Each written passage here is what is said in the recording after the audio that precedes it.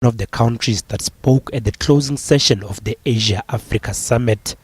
It emphasized its call for the global institutions to reflect the reality of today.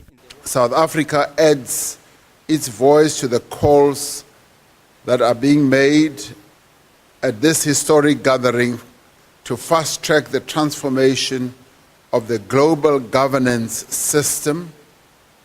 This particularly applies to the United Nations Security Council. We add our voice to the calls that are being made that the United Nations Security Council must be transformed and must be representative. The summit also urged for the peaceful resolution of the Palestinian question. The plight of the Palestinian people remains a blight on our collective conscience.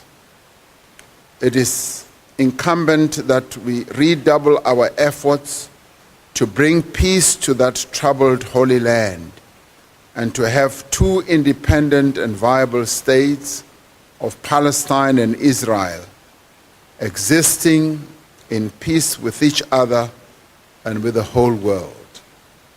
We are convinced that only sincere negotiations between Palestine and Israel can secure the peace and security that all peace-loving people around the world yearn for.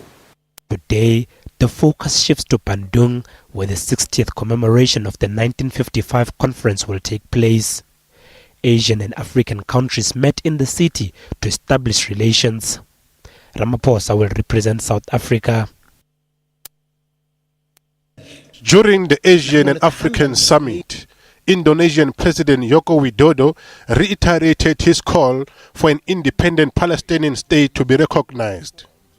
Let us continue the efforts by our leaders from 60 years ago. We have to improve our understanding and make world peace happen. All forms of violence must be stopped. Palestine's independence must be fought. Zimbabwean President Robert Mugabe also urged all members to take action. Without concrete actions, the Bandung flame will extinguish. We have on this occasion agreed to strengthen our mechanisms for interaction and cooperation.